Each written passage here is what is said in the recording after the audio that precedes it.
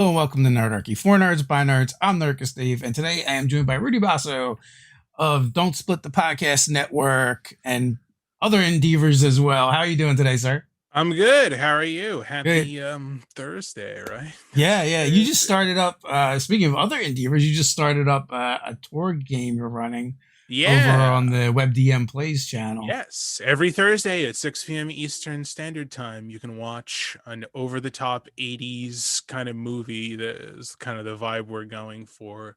The game is called Reality Raiders 3: The Search for the Eternity Armor. So, yeah, it's a lot of fun. We dress up and there's lots of taglines being thrown out and over the top action and jumping off of 97-story buildings and all that good stuff. So, Nice, nice. Well, hopefully they do not forget their fire hose when they make that jump. oh yeah, exactly. Well, they all got parachutes built into their like special futuristic tech suits because Yeah. that's how Torg works sometimes. What are people? What are the characters playing? So Players we playing? have four PCs. We have WebDM Pruitt, who is playing a former American gladiator.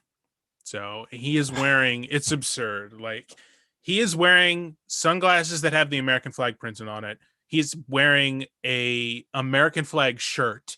He has a bandana that is an American flag. And then he set up his background to be a waving American flag. So it is great, but he's not like weird patriotic crazy nationalistic guy. He just loves the flag. That's his character's thing. Yeah. We have Shauna Flying Scursus, I think is her Twitter handle. She's playing like a tank girl style, like hot pink lipstick and like, goggles and stuff like that. It's really cool. She has a baseball bat. She hits people with a baseball bat. Pretty nice. We have Little Red Dot playing like a, the way she described it was like Hacker Man from that Kung Fury show. I don't know if you ever saw that. Like it's like a kung fu short film that's really wild and over the top and also very 80s, but she has like a power glove Yeah. that she can zap people with and is very 80s. And then Amber Marie, who's Rocket Orca online, is a cowboy from Isle. So Isle is it's so just about Torg Eternity real fast. It's like 7 settings in one. Yeah. Like you're on Earth and Earth has been invaded by other realities. Some of them are like super high tech advanced. There's one with the Cyber Pope, pretty cool. And then other stuff can be like, oh, it's like dinosaur. It's like the Savage Lands from X-Men is one of the places. Dinosaurs are around. There's like weird mysticism and stuff like that. In one of the places, which is England, is basically like Dungeons and Dragons. It's like high fantasy. So Amber's character is from that world, but for some reason she's a cowboy too. I'm like, I love it. Go That's with it. it. Yep, going with it. You're a cowboy from Isle. Forget the lore. I played a character from my we just used the pre-gens, Sure. and I originally was playing with the Russian character, Oh, and nice. unfortunately he did not last. He did not survive. Oh, One of the demons like ate his face, like one of the demons, right? sure. Yeah. Because challenging him was not a good idea. Apparently, thought we had him. But I believe I did get to use the martyr card, so that makes it all Oh yeah, worthwhile. yeah. Was someone drew that the other day and they're like, I don't think I want this. Yeah, yeah. I'm gonna draw something else instead. And I'm like, yeah, probably a good move, session one. No, no, no. They don't understand the game. Oh The martyr card is awesome. It's just a matter of using it at the right time. sure, When yeah. when you want something epic to happen, that's when you use it. But yeah. So once that character got its face eaten, that character and another character died. I think too. I think Wow. one of the realities too is like the Monster Hunter reality where they're all like Van Helsing, or at least like Yeah, so that's Arosh. It's kind of like yeah. yeah, Victorian like 1920s and werewolves and vampires are running around and stuff like Yeah, and that. then So Jeremy from Black Magic Craft was playing. What was he playing? He was playing one of the lizard people. Oh, sure. Idinos or Idinos, apparently that's a thing that they are not sure about. Look I ran it for a couple of friends as like a rehearsal game, and yeah, the Living Land, which is again like the Savage Land, has those lizard people running amok, and I'm like, how do you say this? And I looked it up, and there's a video of two of the designers saying, I say it this way, but he says it that way. So we Oh, don't know. And I'm like, okay, yeah, good. you're like That's fine. super helpful, Yeah. guys. Can you at least like rock paper scissors Yeah. beforehand on this? Can we come to a consensus? Yeah. Yeah. So it's like a tomato situation. What are you gonna do? Yeah. So during these strange times, during the apocalypse, you find yourself playing more games, less games, or the same? So I think probably more. So I've always been like an online guy. It's been years and years that we've Yeah. been doing online stuff. Like we embraced Roll20 very early on, and my business partner James Intricasso is very much a Roll20 guy. He just wrote their new RPG Burn Bright. Check it out, Burn Bright. So he is super familiar with all the like fancy fun things you can do with Roll20 and all the new games coming to it, where it's just like buy this and you get all the rules and we'll give you a bunch of tokens, and there's character sheet stuff already input. So I've been trying to game more, and I've been lucky to find a lot of people that were like, oh, I know, Rudy's a cool guy, I know he's really into that RPG stuff, but I've never done it before. And now they're like, I'm stuck at home doing nothing, hey, Yeah. can you run Dungeons and Dragons for us? And I'm like, yeah, sure, that's fine. Like one of the things I love is to introduce new people to RPGs. And now that everyone is looking for stuff to do that is still social, that can be done remotely, like it's a great time if you just want to play games with your friends, and especially new people, to embrace that and grab them and show them Roll20 and show them how magical these games can be. So Yeah. So, Joe, we were talking about Torg Eternity. That's a different role playing game by Ulysses. Is it Ulysses Spiela Yeah. is the name of the company. There's also like North America Ulysses as well. Yes, so they have a I guess they're based from Germany. One of their biggest games is the Dark Eye, which Red Yeah. DM is also running, which is like the Dungeons and Dragons of Germany, I guess. That I that is don't how know. I've heard it Yeah, described. it's So like yeah. the original RPG from Germany, and it's got this huge, like, rich fantasy background and lots of lore behind it. But they snagged the Torg Eternity license from, I think West End used to publish it, like famous 90s RPG publisher West End Yeah. Games. So they grabbed that up a couple years ago and did a Kickstarter that was fulfilled in 2017. The And yeah, I think here we are. like Shane Hensley worked on the Yep, original exactly. game Yep, Shane, game and and he wrote the foreword of the new book. So, yeah. yeah, So you'll see a RPG lot of I industry think you vet. see a lot of influence in Savage Worlds from that. Yeah. Oh, yeah. And like Shane's doing a lot of stuff at Pinnacle, and I'm sure there's a lot of games that kind of share a lot of torginess to it, which Yeah. is great because it's a cool game. Yeah, I know. I mean, I guess we played like 12 episodes ish or something like that, and it was a lot of fun. It's got like a lot of moving parts because you got like you've got the DM has a set of cards that are for the Yeah. DM, and Mm-hmm. and then the players all have cards that they use. And like initiative is determined by a new card every round. There's a lot of cards, but it's really cool the way that I've played.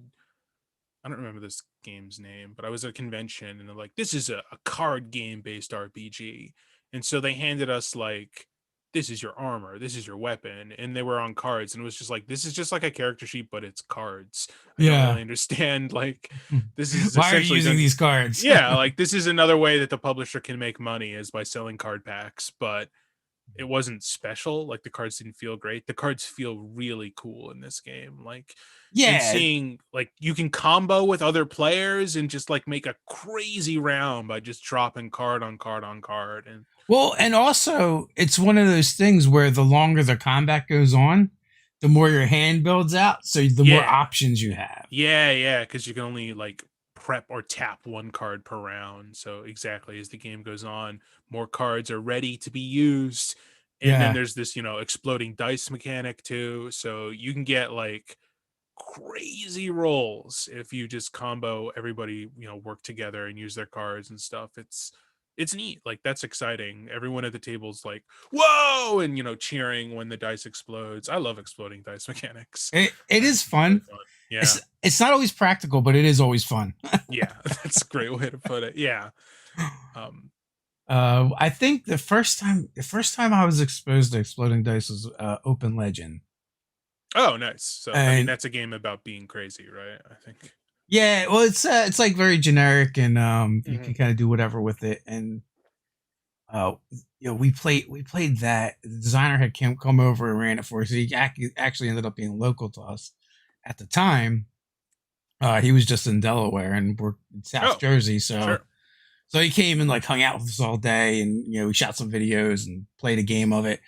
And our brother had the D20 explode 3 times and got Whoa. like a 71, and at the time it was like the highest that the designer had seen, and it was for like a totally pointless check. It was like a knowledge check to see why one of us was sick, and it was like to see why one of us was sick. Wow. That's you figure it out down to the molecular level. What the problem is with this person? Like, cool. Great. Yeah. As they're laying in bed dying, we know exactly what's wrong with you. Yeah. We have no way to fix it. Yeah, I guess that's kind of the downside. I one of the rules I was confused about in the game is that someone did have exploding dice, like a crazy high roll, and there's no crits per se in it. It's just Well, like, if you do really well, you get more attack damage dice. yeah. So I'm like, wait, if you rolled like 30 over, then does that mean you get like 6 additional dice, but the game caps you at 2? Like, you can get Oh 2 more yeah. bonus dice. That's it. You can't like one shot the final boss of the game because you rolled really well, which is probably a good rule. Probably a good rule. Sometimes it depends. I don't know. So I have mixed feelings about that. Like it sucks, right? When you're the DM, you put all this prep and planning, and then like something weird happens with the dice. But Sure. on the other side, it's like it's an epic story that you'll never Yeah. forget. It's a crazy moment, certainly. I Like guess the other fear is it goes the other way. Like, if I roll a bunch of 20s, then I just one shot at a PC. Like, yeah, oh, well, that's probably not fair. with all of that stuff, that is the thing to always remember. And Mhm. whenever players are like, I want to do this and this, and why can't doesn't the game do this? I'm like, because like I had someone who's like an experienced player and DM be like, why can't I just cut off their hand? I'm like, because you only have two. And if we start cutting off hands, you're gonna run out before I do. So Yeah. it may sound fun, but it won't be in actuality. Yeah, gotta look out for those players. There's usually 5 of them, only one GM. So Yeah, just yeah. gotta make sure the players don't get killed so quickly or easily. Yeah, so I mean, it's always something to take into consideration. So, do you usually find yourself running the games or playing? Someone asked me this question recently, and I used to be like, I'd be so scared to GM something, I just want to play. But as time has gone on, I think I prefer that GM seat, especially because I love, like, there's so many games I want to play in this space. And if you want to play the game, you're probably going to have to be running the game. So that's just the nature of things. You can't really be like, hey, I want to try Alice is Missing, can you run it for me? Like, you just got to be the guy to be like, all right, I'm going to run this new game. It's like super high concept, there's no talking to each other, it's all through text. Yeah. I'll run it, everybody show up. So, Oh, that sounds terrible to me. Ugh. oh really, it's But I'm also that really guy though. unique. I'm definitely that guy. You're like this phone call could have been a text. I'm the guy that called you when you should have just texted you. Yeah, So that's a new one that I've been trying to. It's called Alice is Missing. It's like a really yeah, high drama game, which is also not something I usually like at all, but it seems really, really unique. yeah. But like, and then I'll be like, I want to, the Alien RPG is coming out. Man, I love Alien so much. And my friends are like, yeah, Alien's okay. I'm like, all right, fine, I'm gonna run it. Everybody shut up and come here. So, That you know, feels like a mini campaign or one shots. yeah. That's my favorite thing, is just like trying out new games. And if you Yeah. want to run a one shot, yeah, like I said, you got to be the person to be reading the rules and explaining things. And and that's okay. Like I enjoy the GM position as well. So, You need to, like, in that game, you need to be able to play predators. oh, we'll see. We'll see with all That would that be so licensing cool. stuff. Yeah, we'll see if the Predator book is coming out. It's really. Have you tried it before? The Alien I RPG? have I'm not. huge fan. Yeah, it's really cinematic. Like so there's two styles of play, campaign play and what they call cinematic play. And cinematic play is literally like a movie. The game, the adventures are split up into 3 acts. Every character gets personal like agendas and motivation at the beginning of each act that kind of tells them how they should play their character. All the characters are pre-generated. It's really really unique and special. Aliens are insane, and they will one shot you. You roll this, like, you rolled a 9 and a 4. Okay, the alien bites your head off. Like, that's it, you're dead. You play someone else now.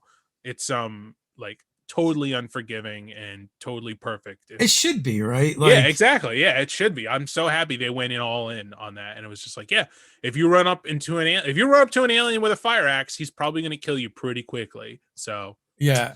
that's Alien. Yeah, it's I great. I almost don't even want to preface that, with having players play and just be like, Oh, sure. just let it happen. And then Yeah. when they ram their tail through their through their sternum and out the back and are dying, Yeah.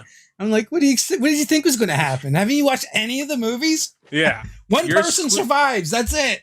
you're like squishy bag of flesh. This thing is armor It is and armor teeth and and pointy yeah. and So slashy and clawy, and it bleeds acid. yeah. Oh, I think they did an amazing job. That's the Yeah. league who made the Alien game of yeah. It's great.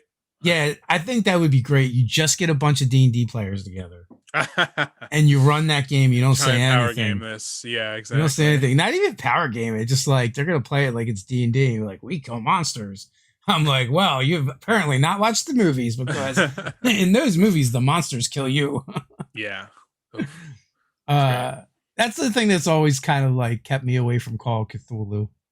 Because I just like I just Oh, could, the sure. I'm Like like, you can't shoot these monsters with a Tommy gun. It's not effective. And I'm like, come on, let me shoot the monster with a Tommy gun a little bit. Like, let me do something. But yeah. So come on, that's too much. I just figure people will play it like D&D.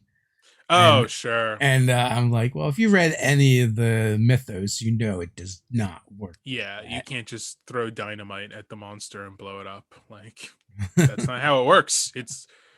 It's ethereal. You can't kill the color out of space with dynamite. That's not No, how it works. that's not how any of this works. You go insane for looking at it. So, Yeah. Like, you might be able to ram it with your boat and like banish it for a while, but you're gonna but be insane. you're gonna be insane, or you will also die in the process. Welcome to Call of Cthulhu. You know. And that's how it should be. Yeah, that's people need to approach it like we're telling a story. Like that's the thing. I want the coolest moments. And if I die, well, then I'm like an actor in a movie. I go play another character, and the story continues. What So, is your favorite genre? ooh, of RPGs specific, I think like I really dig horror games. I think that's my thing these days, which is Okay. kind of wild. Like The yeah, time I of year guess for it. yeah, oh, certainly. There's a lot of great stuff. I know 10 Candles is really good. Mothership is another indie RPG that's specifically about like space sci-fi horror that's pretty neat. I also really love like mystery, like the Gumshoe system. I don't know if you've played any games within that, like Knights Black Agents, or there's a new one called Swords of Serpentine, which is a fantasy version. I It's have like a not. it's a But big emphasis on studying and finding clues. I mean, it's called Gumshoe, so yeah. you would expect it. It's a game where you're playing characters who are experts in certain things, and so if you have an architecture background and you look at a cathedral for a clue, it's like, okay, you get it. You know this already. No rule necessary. Your character is great at this. You find the clue because like you already know about architecture. There's no obstacle for them to overcome. They just know this kind of stuff because they're an expert in it. So I really like that aspect. There's nothing more frustrating in a game than having a great idea and then rolling a 2. It's like, oh well, you lose because you rolled a 2. It's like, Yeah. that's but it was such a cool idea. It doesn't matter because you rolled a 2.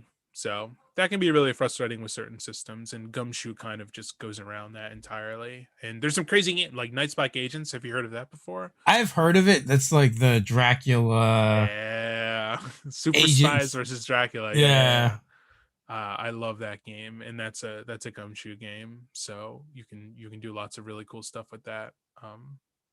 I mean, Yeah, even in my like own D&D games, if someone has a skill and it's just not hand wave it. Yeah. it's not super like the information they're looking for isn't super obscure, Mm-hmm. then yeah, I don't make them roll. Or sometimes I'll also like if they have multiple skills and there's crossover, Mm-hmm. then like I'll lower the challenge for that or give them more information because of that. Yeah.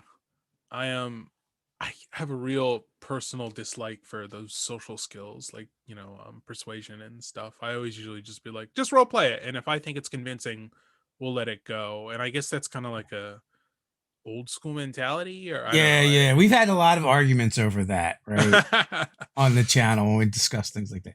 And I see both sides of it. Like my brother would argue like, well, that's bullshit because the fighter doesn't have to actually stab anything, Mhm. right?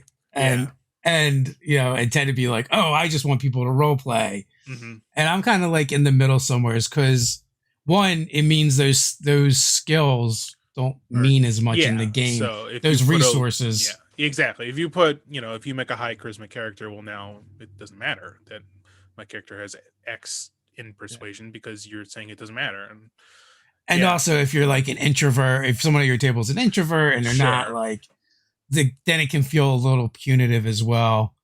That's um, a great point. Yeah. I used to give like bonus XP for role playing. Oh yeah. Well, I mean, And you've got that inspiration mechanic yeah, well, so I in used to have 5e. this like back in like when we used to play third edition and AD&D. Matter of fact, like I would only give them like a tenth of the XP for all the other stuff, and Hmm. then like a lot of it would be role playing.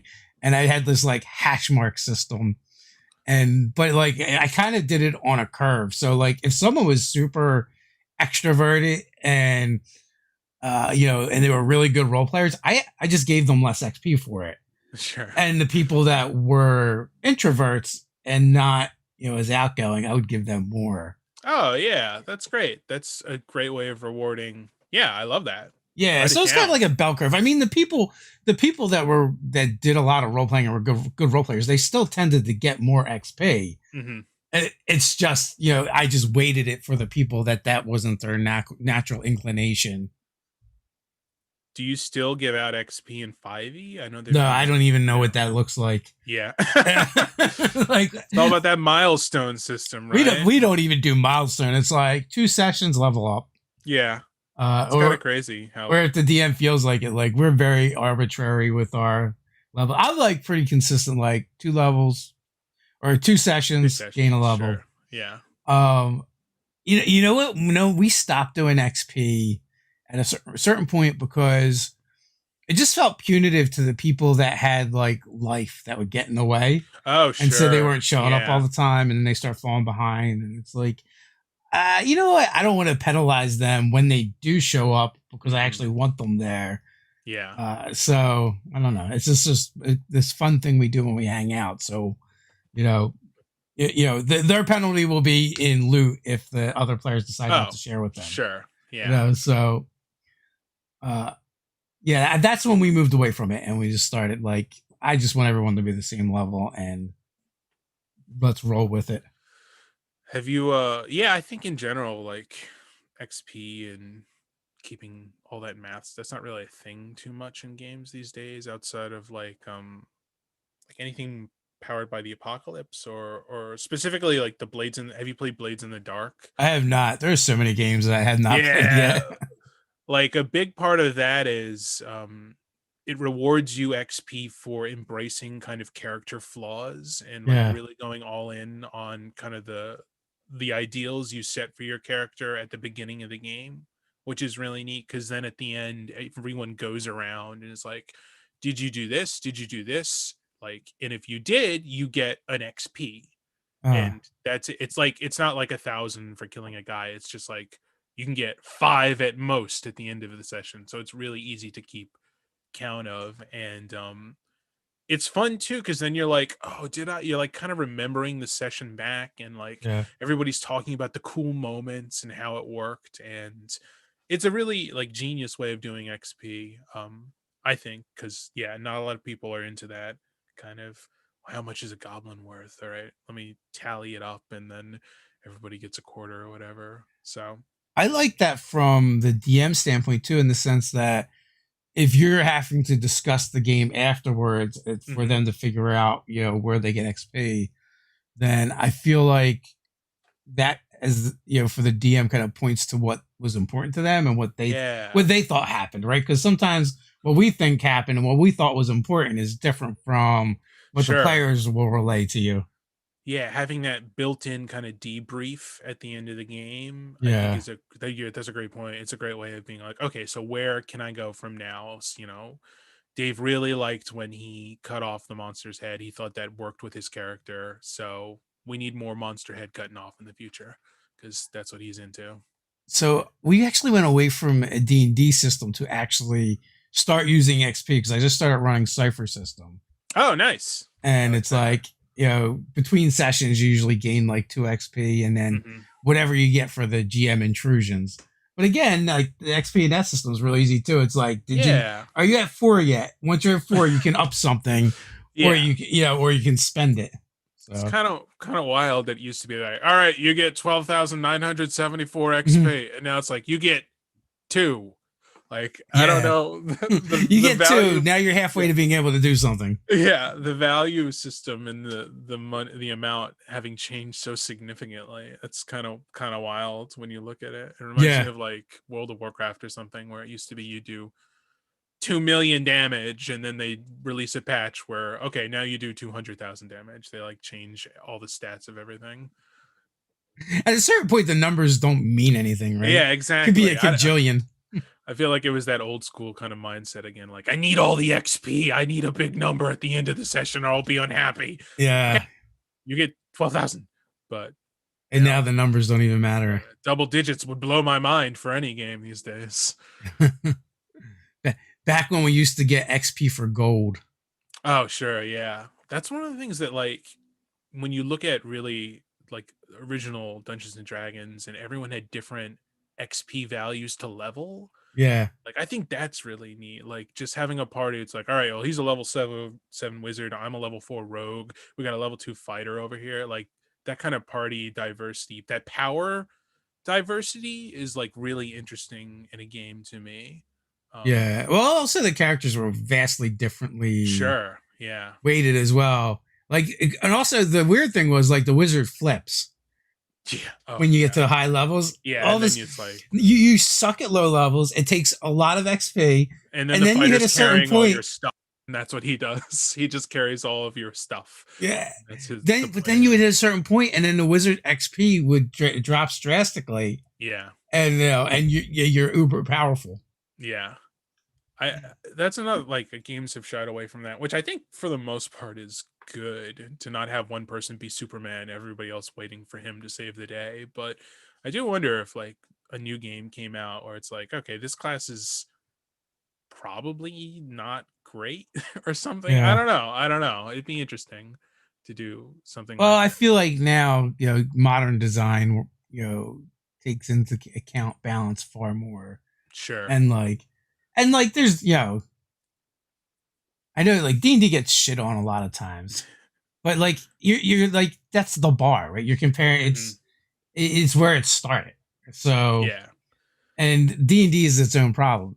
You can't, like, there's just certain things they can't change, and if they did, the more things they try and change, the more problems they have. Yeah. Like, we saw that with Fourth. Like, they tried to make big sweeping changes, and like everybody lost their Yeah. minds. Someone said, like, man, if they called for this in Chainmail 2.0, that might have been better for it. And I was like, that's a damn good, like, that's such a cool, yeah. If they'd done that, If they I just mean, made a new game and called it yeah, something else, yeah. yeah, exactly. I really like fourth edition, and I think about it a lot, and how like how much I miss that character customization that you had, and how much I loved going through that insane. Like, there's plenty of issues with 4E. The loot chase was ridiculous, and like there's so many items, and you had to get items every couple level. Like you just Yeah. had to do this whole inventory thing, and the character builder was great for that.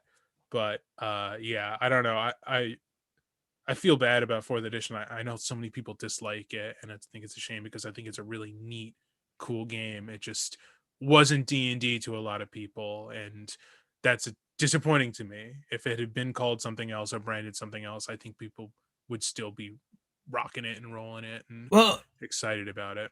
so there was a whole virtual component that was supposed to go with that game that they just never got Sure. off the ground. Yeah, well, there was a big like tragedy where the designer of that, like the guy who was the lead designer, killed himself and his wife or something like Oh, I that. didn't know It that was part. insane. Yeah, he was gonna do so. They were doing a virtual tabletop, and the guy in charge of that had some sort of mental issues, and he ended up killing himself and his wife, like going to her workplace and shooting her in the parking lot. I think this is a downer show now, I'm Yeah. sorry, but I'm pretty Apparently, he sure did have that's some mental issues. yeah, that's what happened there, which is just horrible. And they did, I don't know if you remember, they did release like a virtual tabletop at one point that never got out of beta, that I play tested with my friends, and it was really bare bones and fine. Like it Yeah. didn't really have great implementation with the D&D stuff. It was just kind of like a blank tile board, and you could draw on it, and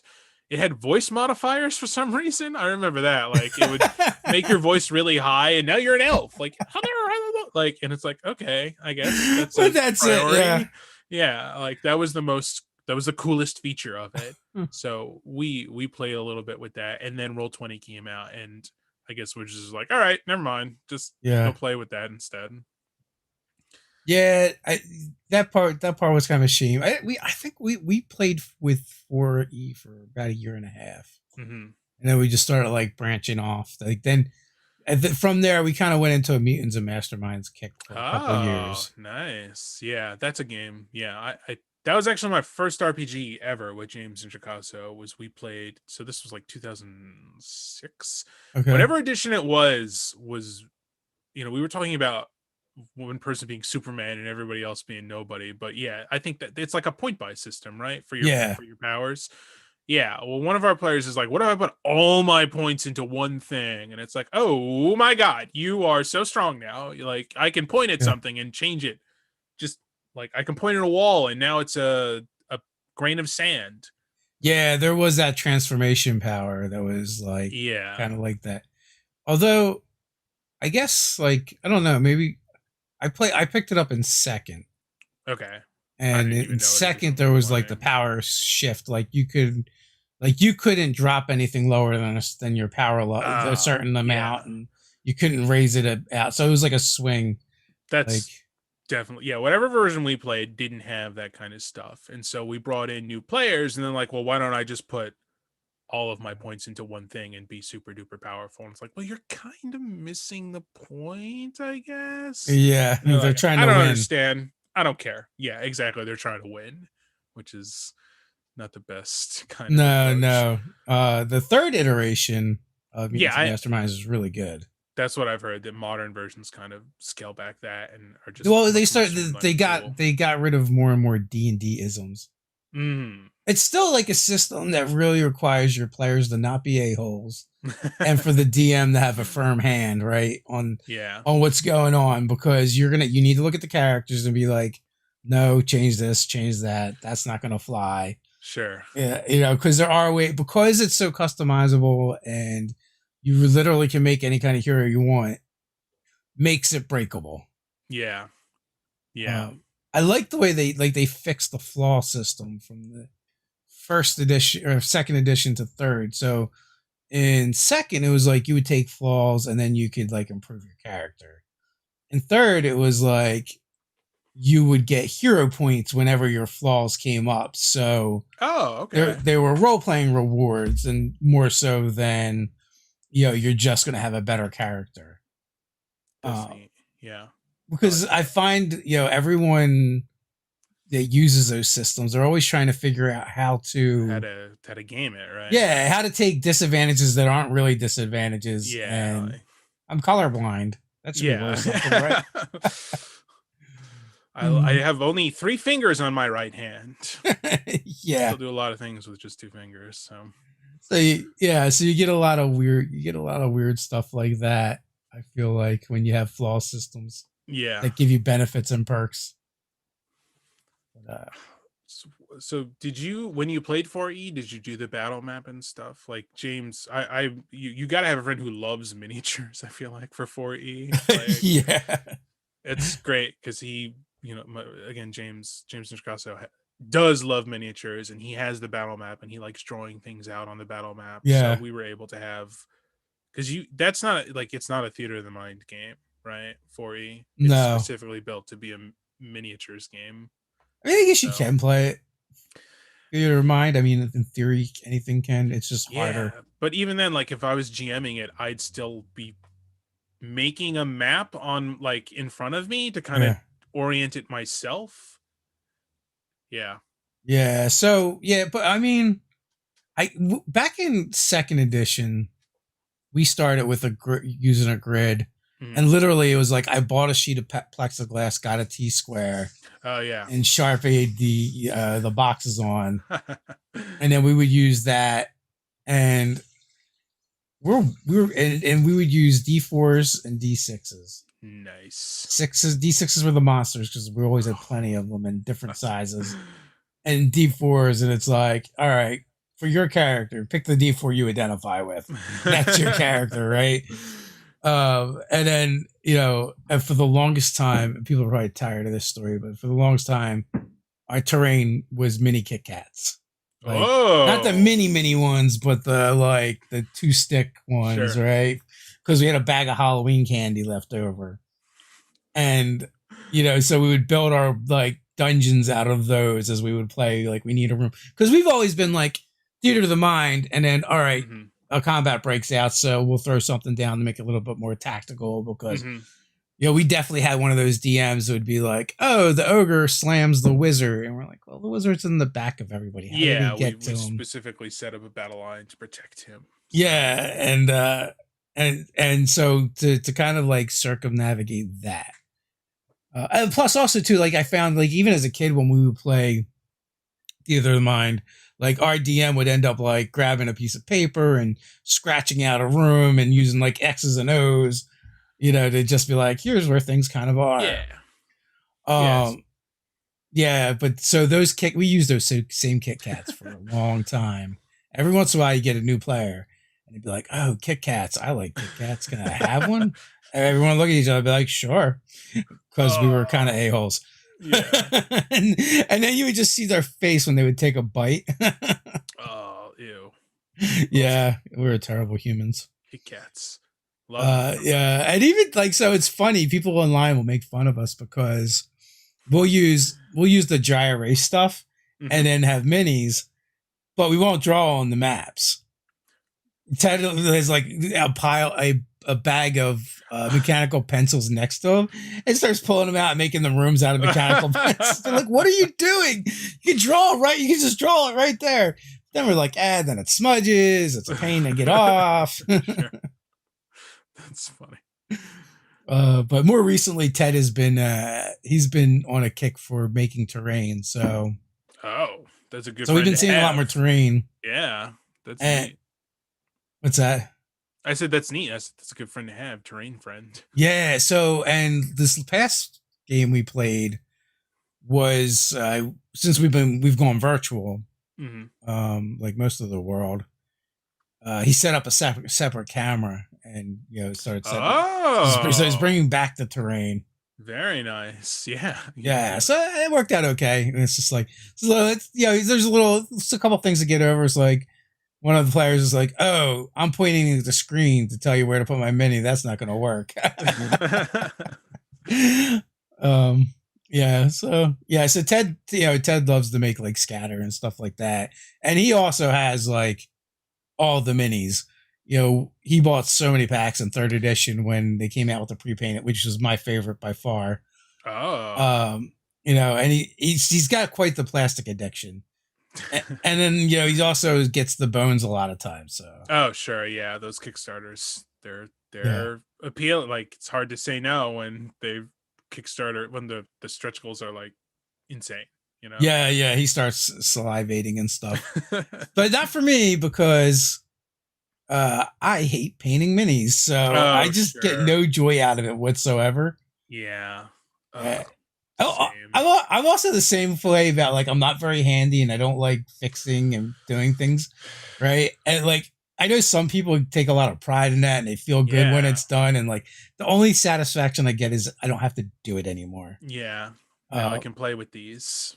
yeah, yeah. I painted my first mini at Origins a couple years ago at a paint and take only because I Mhm. was like invited to be a guest.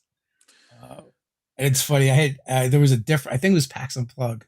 And they were looking for some people, and I'm like, well, I'll ask around. I was like, hey James, you want to paint some minis? He's like, I fucking hate painting minis. I'm like, perfect. Yeah, it's So that's a no, huh? yeah. I mean, so much respect to the people who Yeah, get a buzz out of that, but it's not really my thing either. I got um this World War II miniatures game for yeah, Christmas, a starter set it's called Flames of War, that I was really really excited about and reading the rules and everything, and then I'm like, oh my dear God, I have to build everything. Like I have to make little, I have to paint all the little world infantrymen and put them yeah. down on a little like plastic tile thing, and then everyone's like, oh yeah, you should also add like little bush material and sand and stuff, and I'm like, I just don't have time for this. I am just not Can I interested. buy that somewhere? Can I just buy them? Yeah, just like go to eBay and spend a fortune to do this. But like, yeah, Yeah. it's just not. You know what? For people that are into it, knock yourself out. You Yeah, know what I did absolutely. like? Did you ever play HeroScape? No, oh, isn't that coming back? Right? No, no, that's Hero Quest. Oh, those hero So games. HeroScape, like the concept is like warriors are summoned from all the realms, right? And you build an army Oh, and you fight. okay. I know you've probably seen the tile. They're the hex tiles and they stack Okay, and they lock yes. together. Yes, so you build the dungeon as you go. Yeah, Right. well, yeah, Or you build the build your terrain or whatever. Yeah, And yeah. they had like castle sets and lava sets and tundra and like all different kinds of things. So like that was fun, and I actually liked building those. Mm. But you know what it is? I just find like I find the things that require a lot of precision tedious, and I was just like, Hawk Smash. So Yeah, I know you can always fix issues with painting too. Like if you, does it I don't know. involve a spray can? Yeah, or like yeah, you can work around. I'm always like, oh great, I messed this up. Well, now everything's ruined, and then I just knock everything over. Like, Yeah, see that even that doesn't bother me. It's just that I don't have fine motor control or really good eyes, yeah, and I'm not detail oriented. So that kind of stuff is just like I said, it just becomes tedious to me. And I know some people get into it, and it's like their Zen space or something. yeah, and yeah, I'm jealous. Like that's the Yeah. word. I'm jealous of those people. Like their Well, lives are my amazing. version is getting a bunch of paint cans and be like, dunk. Yeah, You're done. exactly. Just show I would be terrible at any of the Warhammer Warhammer, games. yeah, yeah. It's like this is the Blue Army. They come from the Blue Planet, and Plutopia. yeah, exactly. And It's we in the really lore. hate Look the it red up. people. It's a And then I very put out my red people obscure. too. Yeah, they hate the red people. I'm like totally inspired by the Green Army men. Oh, sure, Yeah. classic. Green versus The tan. Yeah, the greatest part for me was when third edition came out with those pre-painted minis.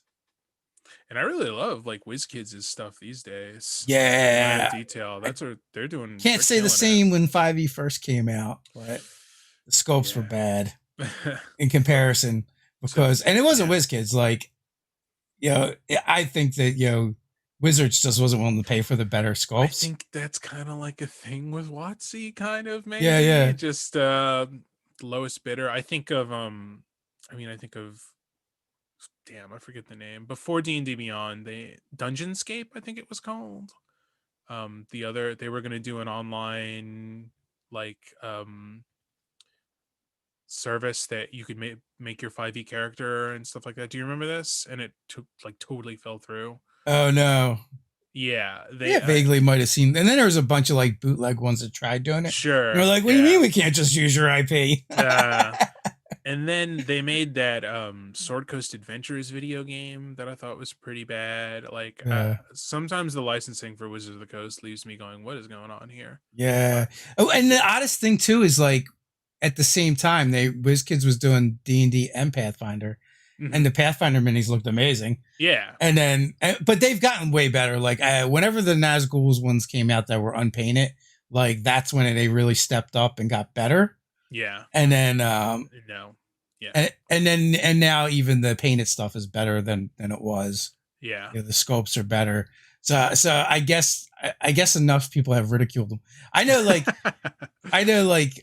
Ted had offered to do for WizKids. It's like, oh, I can do a comparison between Pathfinder and the D&D minis on the website. They're like, no. I'm like, well, maybe if you sponsor us, we won't do that. But they absolutely did not want them shown side by side. Yeah, wow. But yeah, what are you gonna do? They're getting better. They got better though. So Yeah, that that definitely. that is that is a plus on the plus side. And you could always just use the Pathfinder minis anyway if you like those Sure. better. High fantasy. Everything's high fantasy. Everything is high fantasy. So Joe always asks about dragons, and he wants to know: do you have a favorite dragon from what system or what game produces the best dragons? Um, uh, and I've really been not super into fantasy lately. I Yeah. actually Does played Torg have any dragons in it? I know they it got does. demons. Yeah, Isle has dragons because in my players might be encountering one soon, so tune in for that. But Do they I have played. any? Do you know if they have any iconic ones? Like I know, like there's like the I don't think so. I know in damn, there's another game that has like a really famous Rifts. I think has a famous dragon in it. okay, uh, but then you have to play Palladium. yeah. I don't think they have a specific famous. There's references to a creature that's like a dragon in some Yeah. of the lore for Isle, but I don't think it's necessarily a dragon per se. I played this hack for 5e a while ago called Code 2050 that they tried to kickstart. It didn't go through. It was from a company called Legendary Pants. I Oh think the yeah, I'm familiar rules, with those guys. the They're SRD, somewhat local. yeah, yeah, they're based in Philly. They do dice stuff now, I think, Hmm. these days, mostly. But the SRD's out there for Code 2050, and I love that game because like it was a great take on modernizing D&D and making guns cool. And I just remember the adventure we played, the dragon was like a hacker. Like it was Hmm. a small dragon that he had this weird lair in the middle of nowhere that was like in this abandoned waste facility, this radiation facility. And we had to track him down using hazmat suits and stuff like that. And when we got to his lair, it was like, this is not your normal dragon. He's like really small, Yeah. but he has like fine motor skills and he's able to do all of his dragoning from Hmm. the internet. And I Yeah. thought it was a really, really cool take, really unique take You on using thought you thought dragons. internet trolls were bad. Yeah. And then we ended up killing him with a nuke. So that's Code 2050. We put a nuke down Nice. there and escaped and blew him to smithereens. So Code 2050. As you do. Yeah. That was a really I don't they didn't hit their Kickstarter goal, and I think they've kind of moved on, which is a bummer because is really, really cool system. Code 2050. Check it out. Yeah. Are you playing it? You playing any of the other D&D hacks?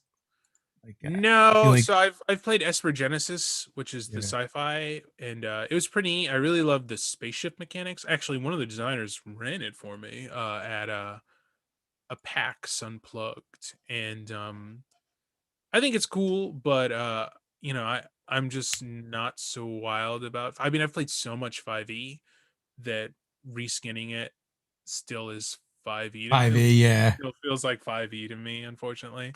And I'm just ready to try out other crazy stuff like Alice is Missing, where you can't talk to each other, or the Alien RPG, which has built-in like stress Do you mechanics. have a go-to game that's not D&D, or you just want to play new stuff? Um, I'm I love Knights Black Agents and like if someone says, "Hey, I want to play an RPG," I'll be like, "Okay, well, let's play Alien." But that's definitely like a mood thing. You need the Yeah. right players. I really love a game called Bubblegum Shoe, where your teenage detective. This is another, like, everybody has to be into it, but your teenage Yeah. detectives, like Nancy Drew or the Hardy Boys, Yeah, yeah. it's really cool because, like, you can't just shoot your way out of problems because you don't have guns. You can't even punch your way out of problems because you'll get Because you're a little suspended or kid. expelled. Yeah, because you're a kid, and there's like real life consequences to that. So Yeah. that's like a like. So you want to play role playing games? Well, Yeah. let's try something like this that isn't too high concept or too wild. Um, Yeah, we're not that good at not playing D&D. We, it's just like it's a time thing. It's a time sure. thing. Oh yeah. I mean, learning new games and then having to teach new games to people is just it's Yeah. tough. Like so right now we have Cypher System going on and James is running it expands for us. Yeah. Oh yeah. Oh Um, yeah. That's a yeah. neat. He loves Expanse, so I think he's really excited to run that. Yeah. Yeah, it's a cool world. I enjoy the world, the show. I think we're getting another series or another season soon. That started out as a RPG. I think it was a Rifts campaign book, actually. Yeah, The it was like an Expanse. RPG, like a homebrew RPG Mm-hmm. that Maybe went it to a wasn't Rifts. novelization It was and a bunch something of other else. Yeah. things. And back Yeah. that is one of the reasons that got me into the show, to be honest with you. Like when I saw that it was an RPG, but then I realized it became an RPG from the books. Yeah. And then I realized it became the books from an RPG. Then it came full circle to its own game. Yeah. So That's really neat to think about. Yeah, I feel like more people should be like more Hollywood type should be using role playing games as like a way to cultivate ideas or come up with stuff. And I love that it worked out this way. yeah. Did you see the Kickstarter for Red Opera?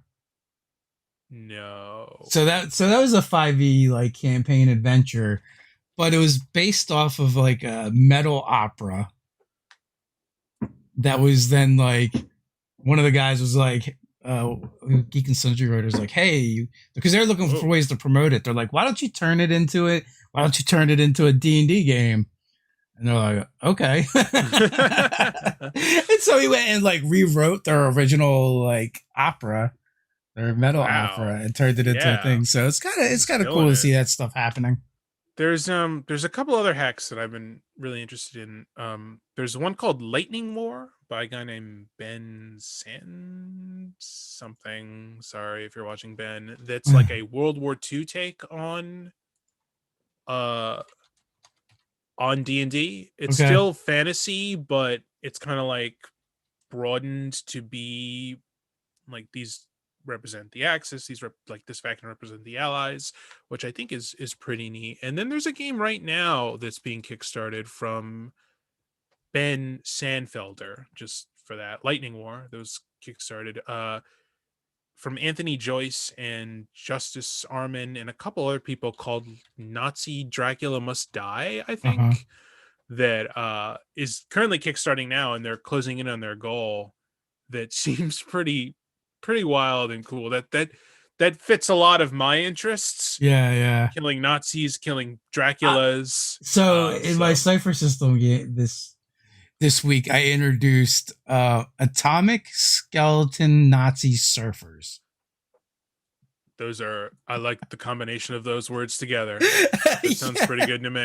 Because the Cypher System game that I'm running is kind of like Thundar the Barbarian meets Flash Gordon, the cartoon, and it's like a post-apocalyptic science fantasy.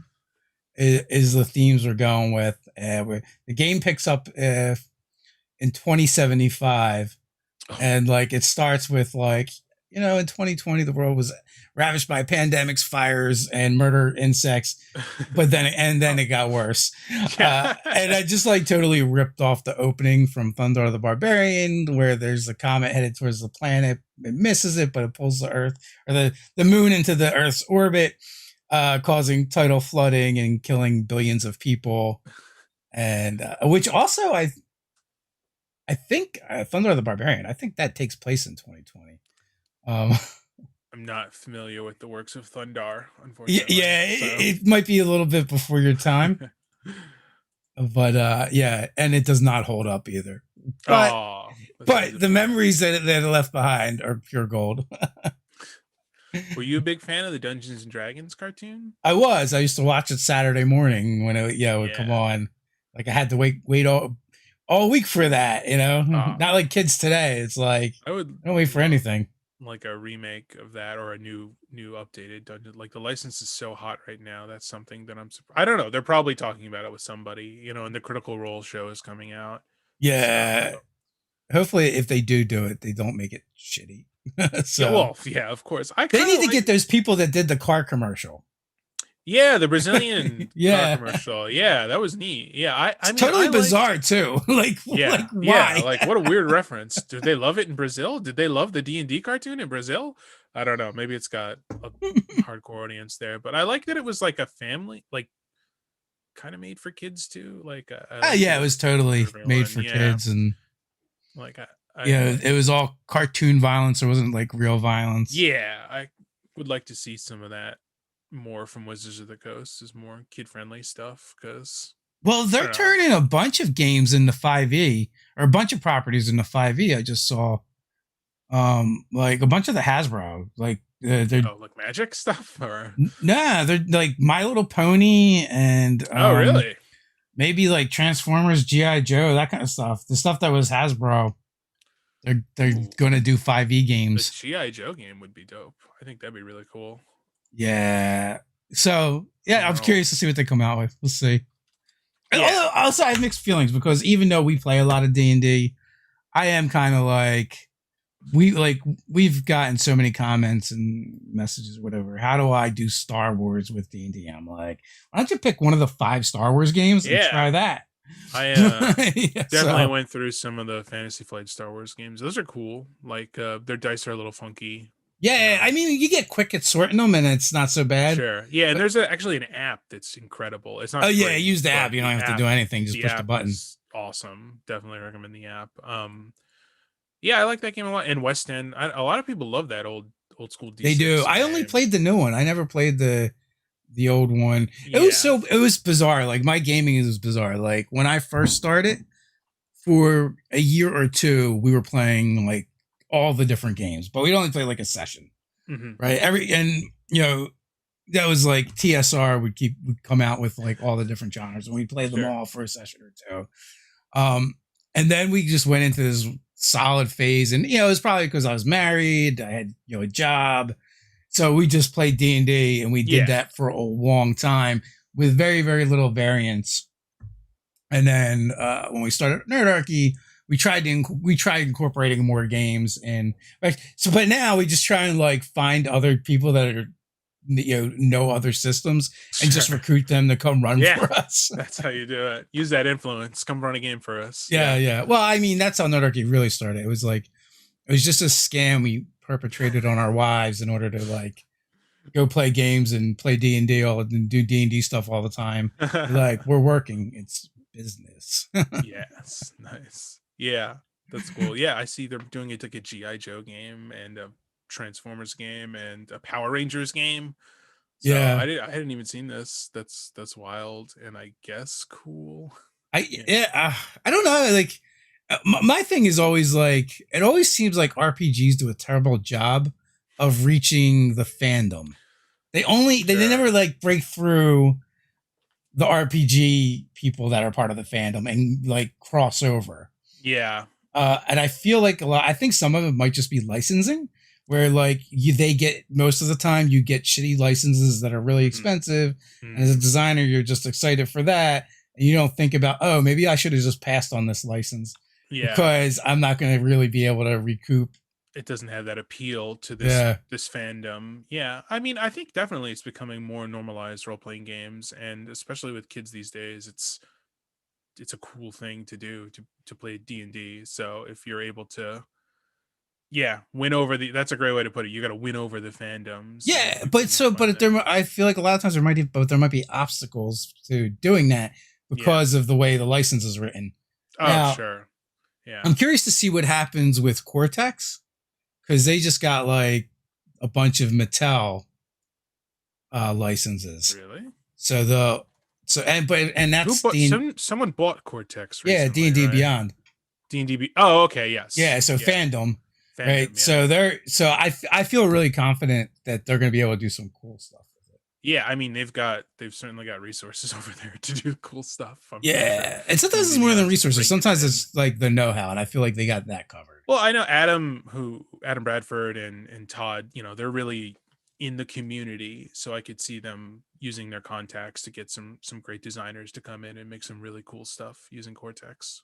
So I think they're savvy enough to reach beyond the RPG fans into the Yeah, fandoms. I think they've got that market. I mean, D&D's Beyond is huge, and that's not Yeah. just it has that name, but that's also due to the hard work that they put in marketing it and getting its name out there. So we are up on the hour mark, and It went by so fast. I know it always does, and I am crunched for time today, unfortunately. So with that, final words as we head on out.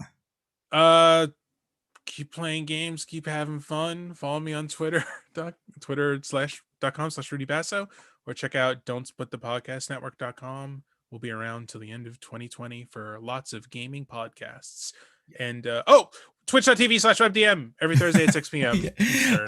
Most of those links are in the description. Some people are audio learners, so I just wanted to make sure they heard it as well. So, but no, I will say go check out WebDM. I'll try and remember to add that one as well. The WebDM plays in there, so they can watch your Tour of Eternity game. It's a fun game. Yeah. And until next time, stay nerdy.